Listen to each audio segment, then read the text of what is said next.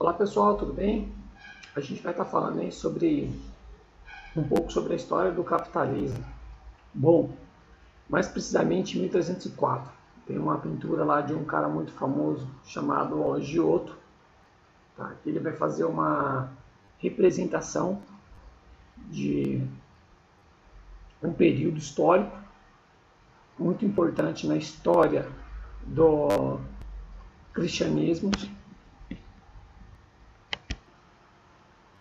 E nessa igreja em Pádua, né, fica perto de Veneza, o pintor Giotto ele vai fazer o momento em que Jesus expulsa os vendedores, os caras que emprestavam dinheiro, os comerciantes, de dentro dos templos religiosos. Então ele vai condenar a questão do capital, né? Ou seja, do comércio dentro de um templo religioso. Durante muitos séculos depois, né, mais precisamente em Veneza, em 1450, um frade franciscano chamado Luca Pacioli, ele vai publicar o primeiro livro sobre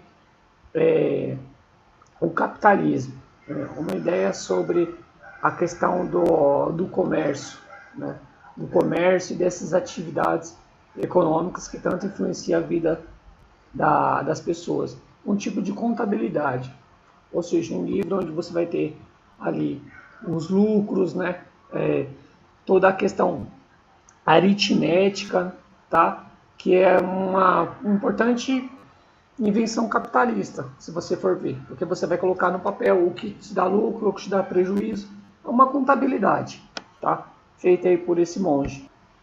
E por volta de 1555, em Genebra, vai ter lá uns sermões poderosos de um grande personagem que vai surgir aí, tá? Que vai influenciar posteriormente várias religiões, são as religiões protestantes. Tá? É um cara chamado João Calvino.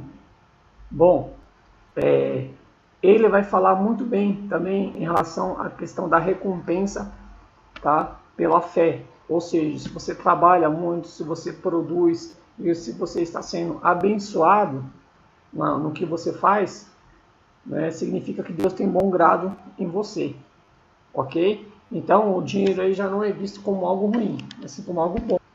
E João Calvino coloca que você não deve gastar o dinheiro com luxo, com prazeres da carne, mas você deve gastar o dinheiro com coisas úteis, ou seja, você deve utilizar o dinheiro e o rendimento você deve ter guardar o excedente para poder investir em outra coisa, ajudar um outro irmão em alguma outra atividade. Por volta aí de 1670, mais precisamente aí na Holanda, você vai ter na República Holandesa uma questão de um mundo mais formado na questão capitalista, ou seja, eles começam a valorizar a questão do mundo burguês, ou seja, aquele que não só aquele que produz, mas aquele que consome e costuma pegar os excedentes e investir cada vez mais. E uma aristocracia, ela acaba sendo vista como algo ruim, ou seja, que eles gastam dinheiro e vivem na luxúria, enquanto o comerciante, o que está trabalhando, que pensa em crescer, é visto como virtuoso. Tá? Começa a ter essa mudança. Então começa a ter essa mudança, tá, na mentalidade de muitas pessoas da sociedade, principalmente pela questão da igreja. Tá? Lembra que eu falei sobre o protestantismo? Eles influenciam muito, né, na questão de visão de mundo dessas pessoas. Tá? Em 1776, em Londres, tá, vai ter também um outro acontecimento aí muito importante, que nas lojas, editoras, né, vão começar a publicar, que é um livro chamado A Riqueza das Nações, de Adam Smith, tá? Que é de um filósofo escocês, bom, que vai falar sobre essa questão de desmistificar a riqueza, tá? Explicando como as economias capitalistas elas vão começar a crescer. Ele falava sobre a escravidão, que não era tão boa porque era ruim para os negócios, né? que deveriam trabalhar, ó, tratar essas pessoas como trabalhadores, que assim o lucro seria ainda maior. Isso não quer dizer que seria contra a escravidão, tá? Assim, questão de lucro, estamos falando. Bom, e Adam Smith, ele concentra a questão dele na indústria, tá? E ele conclui que o comércio é algo importante. Aí ele vai fazer uma teoria de pinos, tá? Que onde os trabalhadores produzem aí cerca de 10 trabalhadores conseguem fazer 200 pinos, né?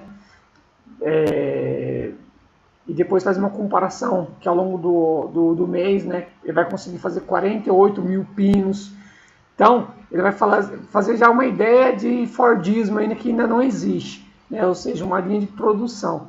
Né, tá praticamente no livro dele elabora essas ideias, que é a ideia da divisão do trabalho. Né, e que ele também falava algo muito importante, que era sobre a mão invisível do capital, ou seja, o dinheiro, né,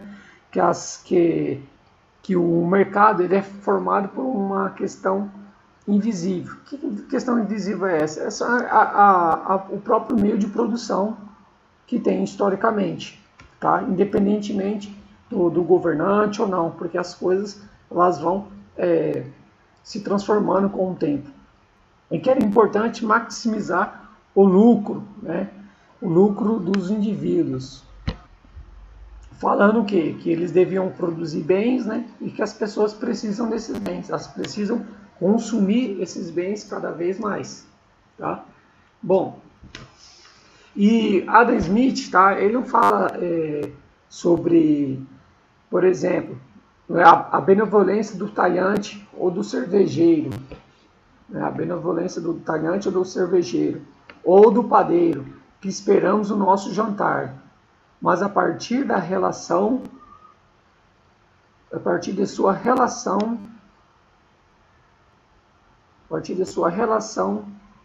ou do padeiro. E vai ter aí as mudanças, né?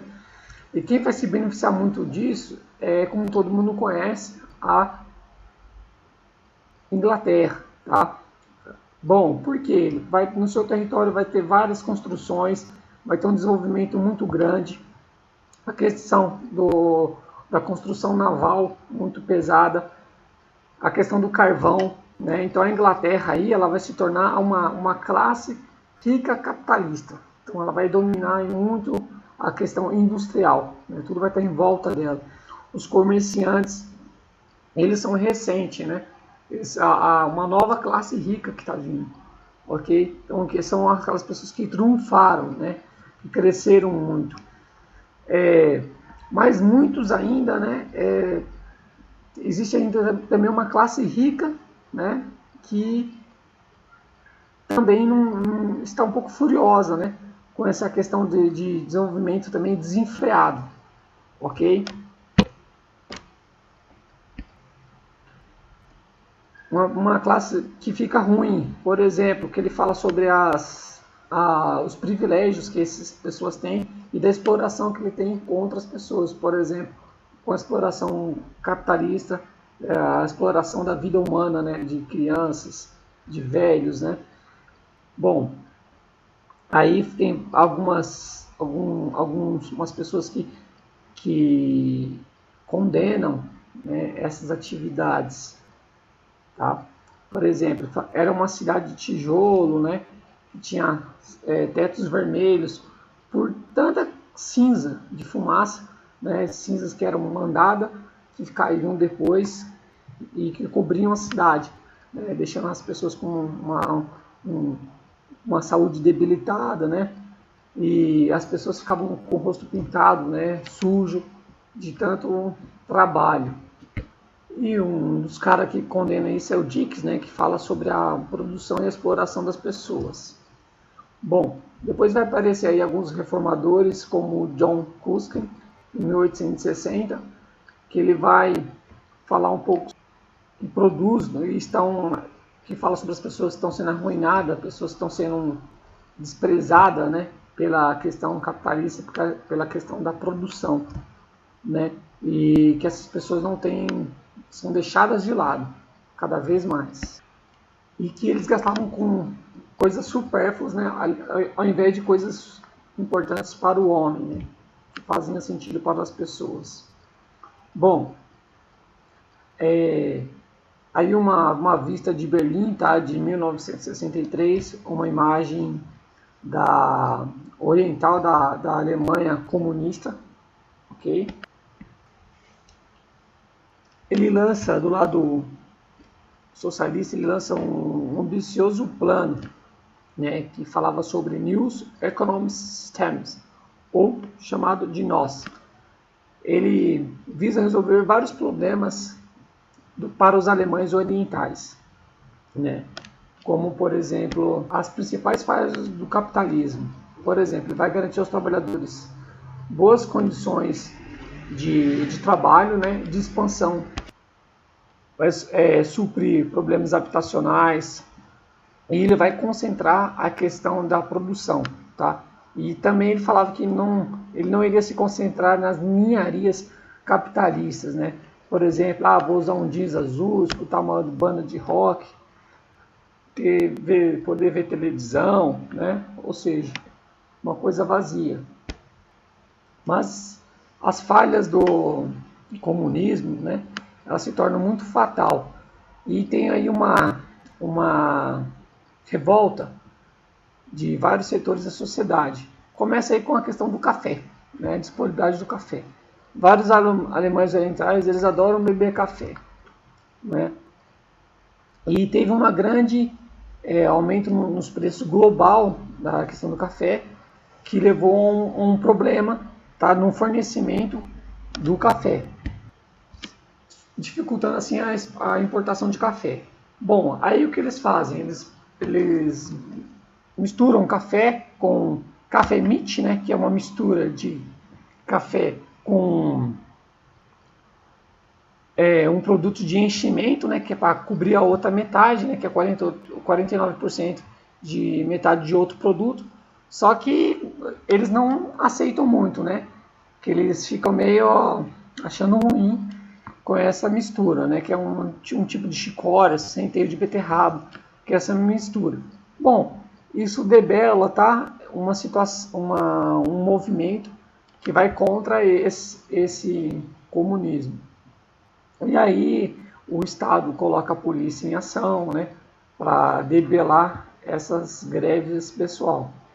Bom, aí em homenagem ao involuntário, ao capitalismo, né, dizendo que o capitalismo é bom, que o seu desenvolvimento ele é essencial e tem vários luxos aí para eles usufruir. Em novembro de 1989, né, quando é quebrada aí a questão do Muro de Berlim, né, vocês vão ter aí uma migração de muita gente para a EDECA, né, que é um lugar onde vendia ali, tipo um supermercado, né, que vendia vários produtos diferentes para a compra de café e outros artigos diferentes. E ficaram maravilhados, né, com várias coisas diferentes que tinha, com que o capitalismo poderia fornecer. Em 1999, né, em Seattle, nos Estados Unidos, ali começa a Organização Mundial do Comércio, né, onde um corpo capitalista é dedicado a remover a proteção da indústria. Vamos começar a falar sobre a questão de um comércio global. E muito comércio e desenvolvimento faz com que vários blocos econômicos vão surgindo, né? E também tem um otimismo crescente, né? E ao mesmo tempo que todo esse otimismo crescente vai se desenvolvendo e se espalhando para vários lugares diferentes, cresce também um sentimento anticapitalista, né? Esse sentimento anticapitalista é relacionado à iniquidade do capitalismo global, tá? Por que iniquidade do capitalismo global? Porque as queixas são muito parecidas com aquelas do cristianismo, né, primitivo lá, onde as pessoas não ligam para a fé espiritual, são deixadas coisas importantes de lado, né? Simplesmente por causa de coisas muito supérfluas, como hambúrgueres, né, batata frita, roupa, coisas supérfluas e é deixado aí de lado a dignidade das pessoas, né? Ou seja, é uma boa qualidade de vida, porque só esses produtos não vão gerar qualidade de vida para as pessoas. Então vai haver diversos grupos que vão contestar, né, esse sistema.